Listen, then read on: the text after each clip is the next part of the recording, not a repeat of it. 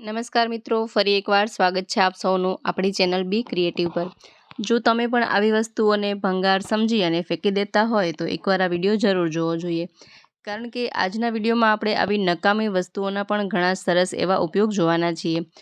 તો એ માટે વિડીયોમાં એન્ડ સુધી બન્યા રહેજો। વિડીયો પસંદ આવે તો વિડીયોને લાઇક કરી ચેનલને સબસ્ક્રાઈબ પણ જરૂરથી કરજો। ચાલો શરૂ કરીએ વિડીયો।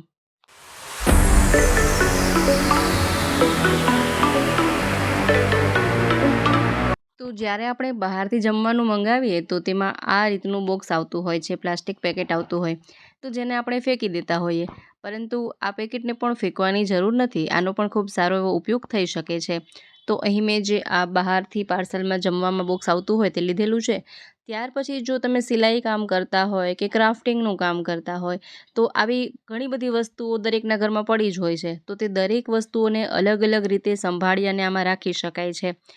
એ સિવાય તમે બુટ્ટી હોય, સેટ હોય, એ બધી વસ્તુઓ પણ રાખી શકો છો। જ્વેલરીની વસ્તુ અલગ અલગ સંભાળીને રાખી શકાય છે, ઇમિટેશનની વસ્તુઓ રાખી શકાય છે।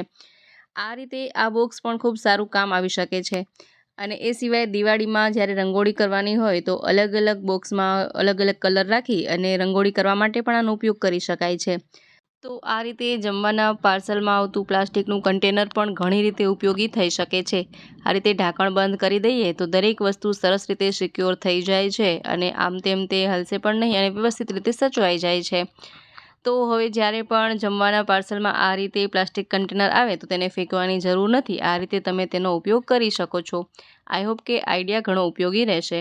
ચાલો હવે જોઈ લઈએ નેક્સ્ટ આઈડિયા। તો ઘણી વખત આપણા ઘરમાં અમુક વસ્તુઓ એવી પડી હોય ને જેનો આપણને ઉપયોગ સમજાય જ નહીં કે આનો આપણે શું ઉપયોગ કરી શકાય। એવી જ એક વસ્તુ મારા પાસે અહીં પડી હતી।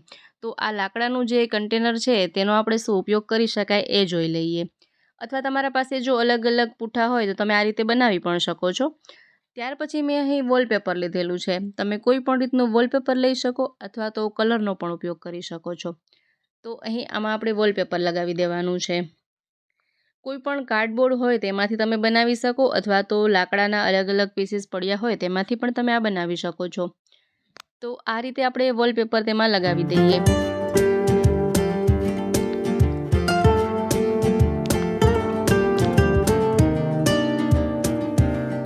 હવે આ આખા જ લાકડામાં આ રીતે આપણે વોલપેપરને ચોંટાડી દેવાનું છે। તો કંઈક આ રીતે બનીને રેડી થાય છે। દેખાવમાં કેટલું સરસ લાગી રહ્યું છે, જુઓ। તો હવે આનો શું ઉપયોગ થઈ શકે એ જોઈ લઈએ। તો આને તમે ફ્લાવર વાઝ રાખવા માટેનું સ્ટેન્ડ બનાવી શકો છો। આના પર ફ્લાવર વાઝ રાખી દઈએ તો ખૂબ જ સરસ લાગે છે। જોતા લાગે જ નહીં કે આપણે અહીં ભંગારની વસ્તુનો ઉપયોગ કરી અને આ બનાવ્યું છે। કેટલું સુંદર લાગી રહ્યું છે। ત્યાર પછી જોઈએ નેક્સ્ટ આઈડિયા। તો જ્યારે પણ પાવડરનો ડબ્બો ખાલી થઈ જાય તો આપણે તેને ફેંકી દઈએ, પરંતુ તેને પણ ફેંકવાનું નથી। આ રીતે તેનું ઢાંકણ કાઢી અને માર્કરથી અહીંથી માર્ક કરી લેવાનું છે। જે રીતે મેં માર્ક કર્યું છે એ રીતે માર્ક કરીશું। ત્યાર પછી અહીં તમે કટરથી અથવા તો ચાકુ ગરમ કરી અને તેને કટ કરી શકો છો। તો મેં અહીં ગરમ ચાકુ કરી અને આટલા માપમાં તેને કટ કરી લીધું છે। હવે ત્યાર પછી તેના પરનું જે રેપર છે નીકળે તો તેને કાઢી નાખીએ। હવે આ પાવડરના ડબ્બા પર તમે કલર કરી શકો અથવા તો વોલપેપર હોય તો તે પણ લગાડી શકો છો। અહીં મેં વોલપેપરનો ઉપયોગ કર્યો છે। તો આ રીતે તેમાં સરસ રીતે વોલપેપર ચોંટાડી દઈએ।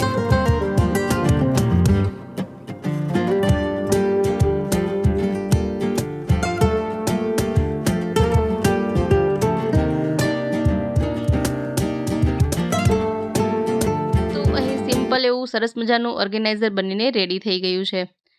હવે જે આપણે ઢાંકણ કાઢી નાખ્યું હતું તે ઢાંકણને જો આ રીતે તેમાં લગાડી દઈએ તો સરસ સ્ટેન્ડ બની જાય અને આને તમે સ્ટડી ટેબલ પર રાખી શકો અને આમાં સ્ટેશનરીનો સામાન બધું રાખી શકાય। પેન, પેન્સિલ, ઇરેઝર બધી વસ્તુઓ આમાં સંભાળીને રાખી શકાય। ખૂબ જ સરસ અને યુનિક લાગે છે। એ સિવાય તમે આને દિવાલમાં ટીંગાળી પણ શકો છો। એ રીતે કોઈ પણ વસ્તુઓ તેમાં રાખી શકાય। એ સિવાય આ રીતે બ્રશ સ્ટેન્ડ તરીકે પણ ઉપયોગમાં લઈ શકાય છે। તેમાં બ્રશ, ટંગ ક્લીનર બધું વગેરે રાખી શકાય છે।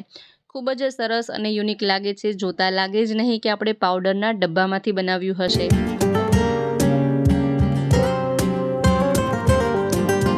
ત્યાર પછી જોઈએ નેક્સ્ટ આઈડિયા। તેના માટે અહીં મેં પ્લાસ્ટિકનું તેલનું ખાલી કેન લીધેલું છે। હવે તેમાં માર્કરથી આ રીતે સેન્ટરમાં લાઈન દોરી લઈએ અને તેને ત્યાંથી કટ કરવાનું છે। તો ગરમ ચાકુથી સહેલાઈથી તે કટ થઈ જશે અને તેના 2 પાર્ટ કરી નાખવાના છે, 2 ટુકડા કરી લઈશું. તો અહીં મેં 2 ટુકડા કરી દીધા છે. હવે તેના પર જે રેપર છે તે નીકળે તો કાઢી નાખવાનું અને આમાં કલર કરવો હોય તો કલર પણ કરી શકાય અથવા એમને એમ પણ રાખી શકાય.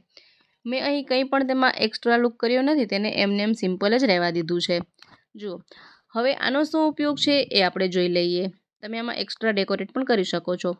તો આમાં તમે લસણ, ડુંગળી વગેરે ભરવા માટે તેનો ઉપયોગ કરી શકો છો અને આને આ રીતે ફ્રીજ નીચે અથવા તો કોઈ પણ ખાના નીચે રાખી દઈએ તો તે દેખાય પણ નહીં અને સરસ રીતે સચવાઈ પણ જાય અને આનો ઉપયોગ પણ થઈ જાય. તો આ પણ ખૂબ જ સિમ્પલ અને ખૂબ જ યુઝફુલ એવો આઈડિયા છે. આઈ હોપ કે આઈડિયા પણ તમને પસંદ આવ્યો હશે. ત્યાર પછી જોઈએ નેક્સ્ટ આઈડિયા. તો ઘણી વખત આપણા ઘરમાં બ્રશ જૂના થઈ જાય તો આપણે તેને ફેંકી દઈએ, પરંતુ અહીં આપણે જૂના બ્રશનો પણ ઉપયોગ જોવાના છીએ. તો જ્યારે આપણે કોઈ ડ્રેસને સલવાર, પાયજામા વગેરેમાં જ્યાં નાડી લગાવવાની હોય તો ત્યાં આપણે સેફ્ટી પિનનો ઉપયોગ કરતા હોઈએ.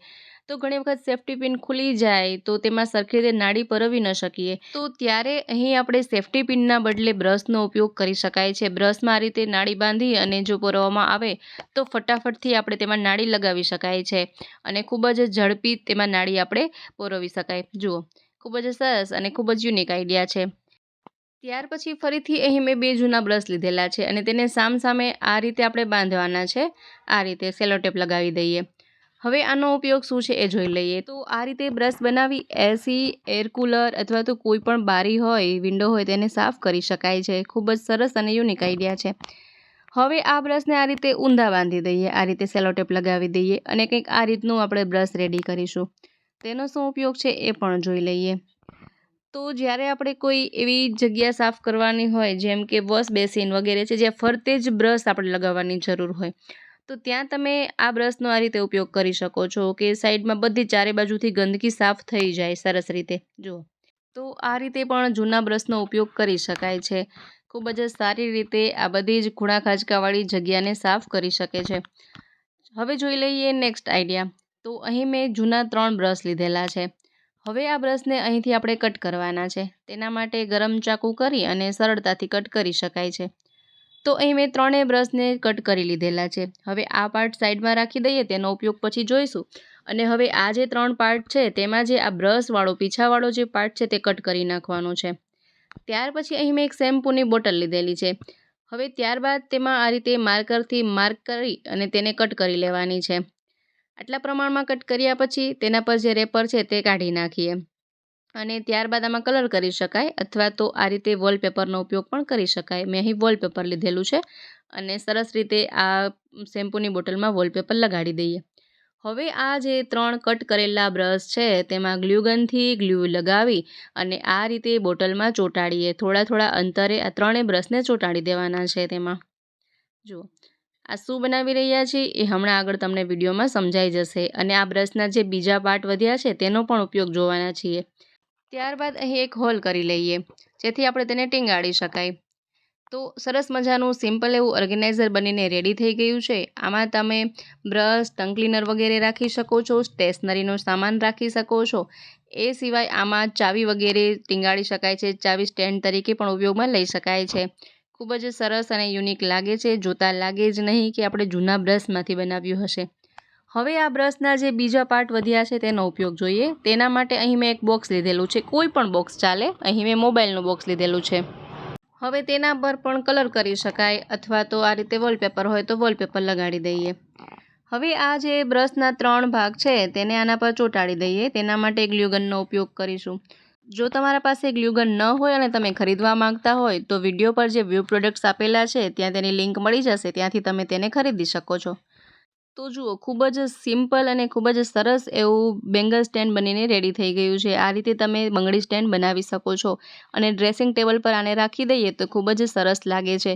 આપણને લેડીઝને આદત હોય કે બહારથી ક્યાંયથી આવીએ ને તો ફટાફટ બધી જ બંગડીઓ આમ તેમ રાખી દઈએ, પણ જો આ રીતે બેંગલ સ્ટેન્ડ બનાવી અને ડ્રેસિંગ ટેબલ પર રાખ્યું હશે તો બંગડી વિખાશે પણ નહીં અને તેને કાઢી અને દરેકમાં આવી રીતે રાખી દઈએ જેથી કે તે સરસ રીતે સચવાઈને રહી જશે. આઈ હોપ કે આઈડિયા ખૂબ જ ગમ્યો હશે. ત્યાર પછી જોઈએ નેક્સ્ટ આઈડિયા. તો જ્યારે પણ આવું બેગ જૂનું થઈ જાય અથવા તો તૂટી જાય તો આપણે તેને ફેંકી દેતા હોઈએ. ઘણી વખત બેગ તૂટી ગયું હોય અથવા તેના બેલ્ટ હોય તે તૂટી ગયા હોય. અહીં મારા પાસે જે બેગ છે ઘણી જગ્યાએથી ફાટી ગયું છે જુઓ. તો પરંતુ આને પણ આપણે ફેંકવાનું નથી, આના પણ ઘણા સરસ ઉપયોગ થઈ શકે છે એ જોવાના છીએ. તમને વિચાર આવતો હશે કે આવું તૂટેલું ફાટેલું બેગ પણ શું કામ આવશે, તો એ પણ હમણાં આપણે જોઈ લઈએ. તો પહેલાં તો આપણે આ બેગનો જે પહેલો પાર્ટ છે તે ખૂબ સરસ છે, તો પહેલાં તેને કાપી લઈએ, આ રીતે અલગ કરી લેવાનું છે. હવે ત્યાર પછી આ બેગમાં જેટલી પણ ચેન છે બધી જ ચેન ખૂબ જ સરસ છે, ચેન એકેય બગડી નથી. તો આ રીતે પહેલાં તો પહેલો પાર્ટ આપણે કાપી લઈએ, ત્યાર પછી તેમાં જે ચેન આપેલી છે તે ચેનને આપણે અલગ કરી લેશું. તો જુઓ અહીં આ રીતે એક ચેન આપણે તેમાંથી કાઢી લીધેલી છે. હવે આપણે જ્યારે પણ થેલા વગેરે સીવવાનું હોય તો મોટા થેલા હોય તો તેમાં આ ચેનનો ફરીથી ઉપયોગ કરી શકાય છે. તો જો આ ચેનને સાચવીને રાખી દઈએ તો એ રીતે તેમાં કામ આવી શકે છે. એ સિવાય આપણી બીજી ચેન છે તે પણ તેમાંથી કાઢી લઈએ. ટોટલ આમાંથી 3 થી 4 ચેન નીકળશે. એ સિવાય બેગનો આ જે પાર્ટ છે તેનો પણ આપણે ઉપયોગ કરવાના છીએ, તો તેના માટે વિડીયોમાં બન્યા રહેજો. એનો શું ઉપયોગ છે એ પણ હમણાં જોઈ લઈશું. પહેલાં તો આમાં જેટલી ચેન નીકળી શકે તે બધી જ ચેન આપણે કાઢી લઈએ તેમાંથી. તો આ રીતે આ બેગમાંથી 2 મોટી ચેન આપણે તેમાંથી કાઢી લીધેલી છે. એ સિવાય જે આ બેગનો બીજો ભાગ છે તેમાં પણ હજુ એક ચેન છે, તો તે ચેન પણ આપણે કાઢી શકાય છે. તે પણ મોટી ચેન છે, તો તે પણ આપણને કંઈ પણ થેલા વગેરે સીવવાનું હોય તો કામ આવી શકે. હવે આ તો વાત હતી ચેનની, પરંતુ આ જે બીજો ભાગ છે તેનો શું ઉપયોગ થઈ શકે છે, તો તે પાર્ટ પણ ખૂબ સરસ છે. તેમાં તમે જ્વેલરી વગેરે રાખી શકો છો, મેકઅપ બ્રશિસ વગેરે રાખી શકો છો. એ સિવાય એનો લેપટોપ બેગ તરીકે પણ ઉપયોગ કરી શકાય છે. જો તમારા પાસે લેપટોપ હોય તો આ બેગમાં તમે લેપટોપ સાચવીને પણ રાખી શકો છો, જેના કારણે લેપટોપમાં ધૂળ વગેરે લાગશે નહીં અને લેપટોપ ખૂબ સારી રીતે સચવાઈ જશે. એ સિવાય આમાં ઘણી બધી વસ્તુઓ રાખી શકાય છે, અલગ અલગ પર્પઝથી તેનો ઉપયોગ કરી શકાય છે. તો મિત્રો, આશા રાખું છું આજનો વિડીયો તમને ખૂબ જ પસંદ આવ્યો હશે, સાથે ઉપયોગી પણ રહ્યો હશે. વિડીયો પસંદ આવ્યો હોય તો વિડીયોને લાઇક કરજો, શેર કરજો, તેમજ અમારી ચેનલ પર નવા હોય, પહેલીવાર ચેનલ પર વિઝિટ કરી રહ્યા હોય તો ચેનલને સબસ્ક્રાઈબ પણ જરૂરથી કરજો. ફરી મળીશું નવા વિડીયોમાં નવા જ આઈડિયાઝ સાથે. ત્યાં સુધી જોતા રહેજો આપણી ચેનલ બી ક્રિએટિવ.